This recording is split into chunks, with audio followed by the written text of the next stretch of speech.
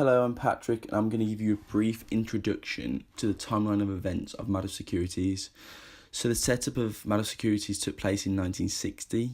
The growth took place in 1960 to 1970. However, further down the line, in 1987, the stock market crash took place.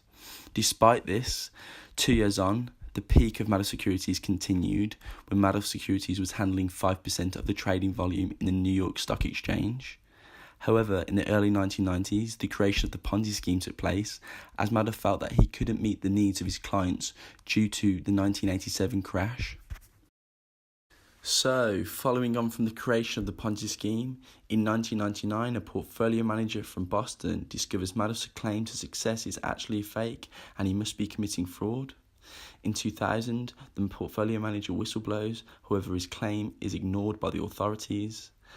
A few years on, in 2008, Madoff finally owns up on the 10th of December. The following day, he's arrested on the 11th, and by the end of 2008, the Ponzi scheme is ended. This brings me on to key individuals within the fraud. Madoff was not able to pull off this Ponzi scheme by himself. He was aided by right-hand man Frank DePascali and 5 other close employees, who helped dupe investors and external auditors through creating fake accounting and trading statements, even designing a fake computer stock trading platform so no one would detect the fraud. My name is Max and I'll be discussing the origins of the Ponzi scheme. The scheme takes its name from Charles Ponzi, who was the first to commit a major fraud of its nature in the early 1920s. Ponzi had become wealthy and successful following his trading of international reply coupons and used the success to kick off his scheme. The fundamental features of his operation is that when attempting to gain investment, he promised aberrantly high financial returns for low-risk investments. During the process, Ponzi would take a cut for himself, about $250,000 a day at its peak, and pay dividends to older investors with the new money coming in. Obviously, this type of technique would not just work in any company. It would require a large amount of trust and confidence to secure said investments. Madoff was a reputable man with astounding integrity and had no issue in obtaining investors' faith. It is undeniable that his position on Wall Street and public perception harnessed him with the ability to pull off such a tremendous scheme, yielding around $70 billion. His inevitable failure was due to his inability to pay off the investors, obviously a result of his lack of investing. On the 12th of March 2009, Madoff pleaded guilty to 11 federal felonies, including securities fraud, wire fraud, mail fraud, money laundering, making false statements, and perjury. He was subsequently sentenced to 150 years in prison.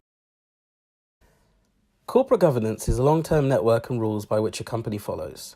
Companies that have stronger corporate governance have found an optimum balance of interest between their many stakeholders to ensure efficient supervision from management and a general smoother running of the company.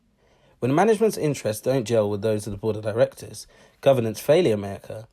This is known as the principal-agent problem theory, where agents, also known as managers, can begin to prioritize their needs ahead of the principal's needs, also known as directors. We will be studying Madoff investment securities control failures. Freeling and Horowitz was the name of Madoff Securities accounting firm, and it operated from a small 550 square foot office in New York and had only one active accountant. This should have been one of the many red flags, as such a small firm could never audit a company the size of Madoff Securities.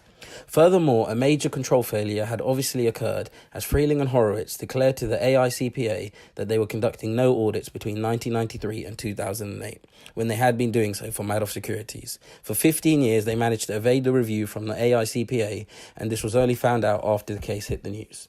Other large accounting firms such as KPMG and PwC were involved, as they gave the go-ahead to the feeder funds which made up the multi-billions of dollars that Madoff scammed investors out of.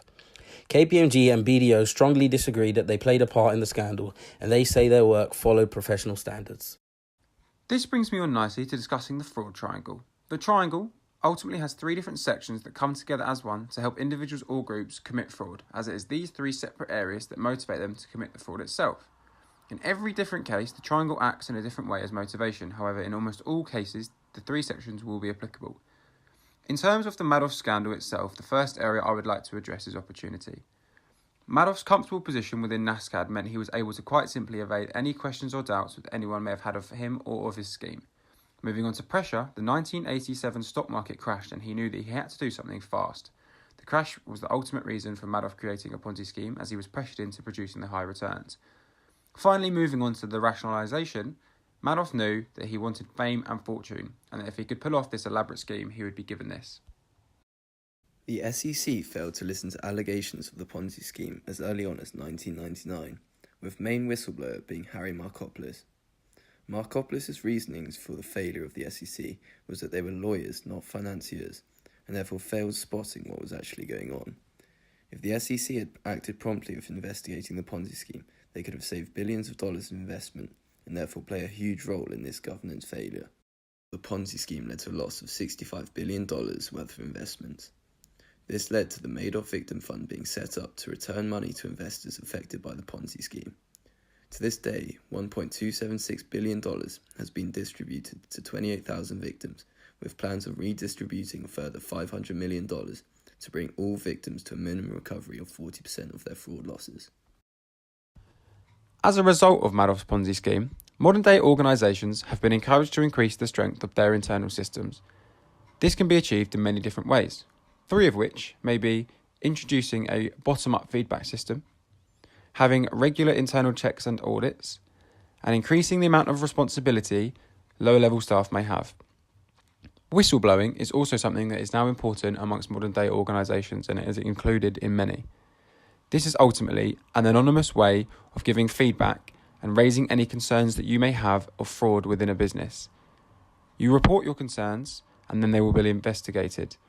If your concerns are deemed to be incorrect and the fraud is therefore not occurring, no further implications will be had upon yourself.